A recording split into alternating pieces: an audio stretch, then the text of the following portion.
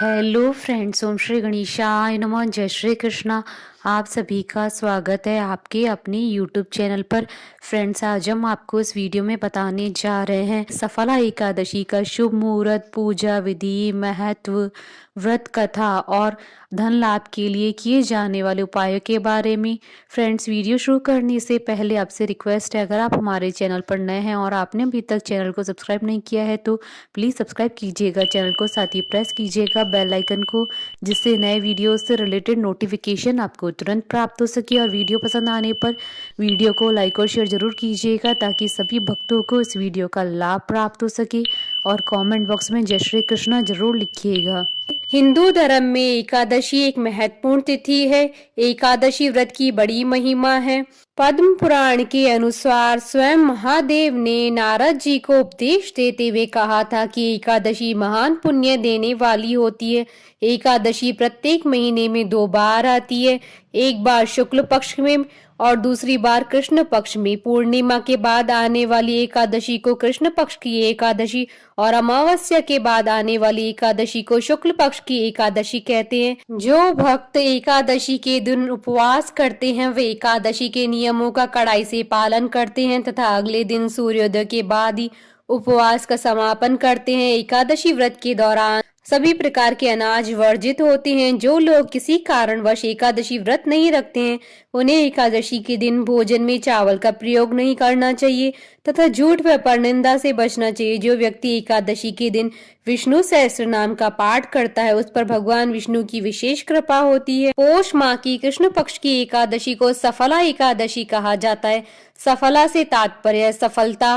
मान्यता है कि इस एकादशी का व्रत करने से सारे कार्य सफल होते हैं, इसलिए इस एकादशी को सफला एकादशी कहा गया है। इस दिन भगवान अच्युत की पूजा की जाती है। ब्रह्मांड पुराण में वर्णन है कि जैसे नागों में शेषनाग, पक्षियों में गरुड़, यज्ञों में अश्वमेघ यज्ञ, नदियों में गंगोत्री, देवताओं में विष्णु, उसी प्रकार समस्त व्रतों में एकादशी व्रत सर्वश्रेष्ठ है। 5000 वर्षों की तपस्या का पुण्य केवल एक ही एकादशी व्रत से मिल जाता है। सफला एकादशी का महत्व धार्मिक ग्रंथों में धर्मराज युधिष्ठिर और भगवान कृष्ण के बीच बातचीत के रूप में वर्णित है। मान्यता है कि 1000 अश्वमेघ यज्ञ मिलकर भी इतना लाभ नहीं दे सकते हैं जितना सफला एकादशी का व्रत रखकर मिल जाता है। सफला एकादशी का दिन एक ऐसे दिन के रूप में वर्णित है जिस दिन व्रत रखने से दुख समाप्त होते हैं और भाग्य खुल जाते हैं।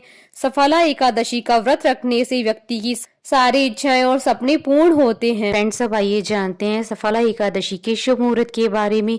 हिंदू पंचांग के अनुसार इस बार सफला एकादशी 19 दिसंबर 2022 सोमवार के दिन है। पोष कृष्ण एकादशी तिथि प्रारंभ होगी 19 दिसंबर 2022 को सुबह 3:32 पर और पोष कृष्ण एकादशी तिथि का समापन होगा 20 दिसंबर 2022 को सुबह 2:32 पर। व्रत पारण का समय रहेगा 20 दिसंबर 2022 को सुबह 8:05 से सुबह 9:13 तक। फ्रेंड्स, अब आइए जानते हैं सफला एकादशी की पूजन विधि के बारे में। सफला एकादशी का व्रत रखने वाले श्रद्धालुओं को इस दिन भगवान अच्युत की पूजा अर्चना करनी चाहिए। इस व्रत की विधि इस प्रकार है। प्रातः काल स्नान करने के बाद व्रत का संकल्प लेकर भगवान को धूप, दीप, फल और पंचामृत आदि अर्पित करना चाहिए। नारियल, सुपारी, आंवला, अनार और लौंग आदि से भगवान अच्युत का पूजन करना चाहिए। इस दिन रात्रि जागरण कर श्री हरि के नाम के भजन करने का बड़ा महत्व है। व्रत के अगले दिन द्वादशी पर किसी जरूरतमंद व्यक्ति या ब्राह्मण को भोजन करवाकर दान दक्षिणा देकर व्रत का पारण करना चाहिए। एकादशी के दिन बिस्तर पर नहीं जमीन पर सोना चाहिए। मांस, मदिरा, लहसुन और प्याज का सेवन न करें। सफला एकादशी की सुबह दान पुण्य करना भी वर्जित माना गया है। इस दिन किसी भी पेड़ या पौधे की फूल पत्ती तोड़ना भी अशुभ माना जाता है। फ्रेंड्स, अब आइए जानते हैं धन लाभ के लिए किए जाने वाले उपाय के बारे में। सफला एकादशी के दिन श्री हरि की पूजा लक्ष्मी जी के साथ संयुक्त रूप से करें। माँ लक्ष्मी को सौंफ और श्री हरि को मिश्री अर्पित करें। श्री हरि की पूजा के बाद ओम ह्रीम श्रीम लक्ष्मी वासुदेवाय नमः का 108 बार जाप करें और सौंफ और मिश्री को एक साथ रख लें और रोज प्रातः ग्रहण करें। फ्रेंड्स, अब आइए प्रारंभ करें सफला एकादशी की पौराणिक व्रत कथा। महाराज युधिष्ठिर ने पूछा, हे जनार्दन, पोष कृष्ण एकादशी का क्या नाम है? उस दिन कौन से देवता का पूजन किया जाता है और उसकी विधि क्या है, कृपा करके मुझे बताएं। भक्त वत्सल भगवान श्री कृष्ण कहने लगे कि धर्मराज, मैं तुम्हारे स्नेह के कारण तुमसे कहता हूँ कि एकादशी व्रत के अतिरिक्त मैं अधिक से अधिक दक्षिणा पाने वाले यज्ञ से भी प्रसन्न नहीं होता हूँ। अतः इसे अत्यंत भक्ति और श्रद्धा से युक्त होकर करें। हे राजन, द्वादशी युक्त पोष कृष्ण एकादशी का महात्म तुम एकाग्र चित्त होकर सुनो। इस एकादशी का नाम सफला एकादशी है। इस एकादशी के देवता श्री नारायण है।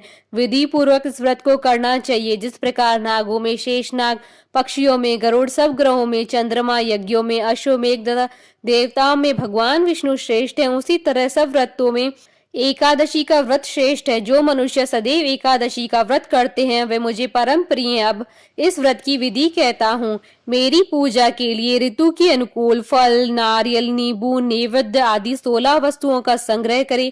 इस सामग्री से मेरी पूजा करने के बाद रात्रि जागरण करें। इस एकादशी के व्रत के समान यज्ञ, तीर्थ, दान, तप तथा कोई दूसरा व्रत नहीं है। 5000 वर्ष तक तप करने से जो फल मिलता है उससे भी अधिक सफला एकादशी का व्रत करने से मिलता है। हे राजन, अब आप इस एकादशी की कथा सुनिए। चंपावती नगरी में एक महिष्मान नाम का राजा राज्य करता था। उसके 4 पुत्र थे। उन सब में लुम्पक नाम वाला बड़ा राजपुत्र महापापी था। वह पापी सदा पर स्त्री और वैश्यागमन तथा दूसरे बुरे कामों में अपने पिता का धन नष्ट किया करता था। सदैव ही देवता, ब्राह्मण, वैष्णवों की निंदा किया करता था। जब राजा को अपने बड़े पुत्र के ऐसे कुकर्मों का पता चला तो उन्होंने उसे राज्य से निकाल दिया। तब वह विचारने लगा कि कहाँ जाऊं, क्या करूं। अंत में उसने चोरी करने का निश्चय किया। दिन में वह वन में रहता और रात्रि को अपने पिता की नगरी में चोरी करता तथा प्रजा को तंग करने और उन्हें मारने का कुकर्म करता।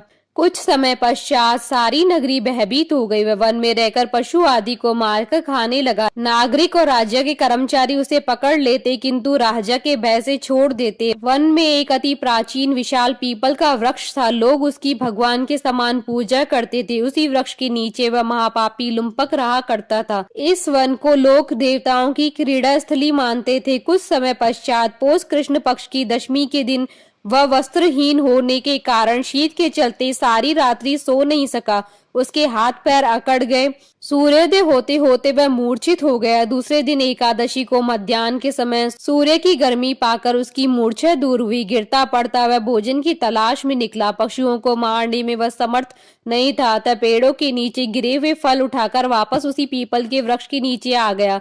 उस समय तक भगवान सूर्य अस्त हो चुके थे। वृक्ष के नीचे फल रखकर कहने लगा कि हे भगवान, अब आपके लिए अर्पण है ये फल, आप ही तृप्त हो जाइए। उस रात्रि को दुख के कारण रात्रि को भी नींद नहीं आई। उसके इस उपवास और जागरण से भगवान अत्यंत प्रसन्न हो गए और उसके सारे पाप नष्ट हो गए।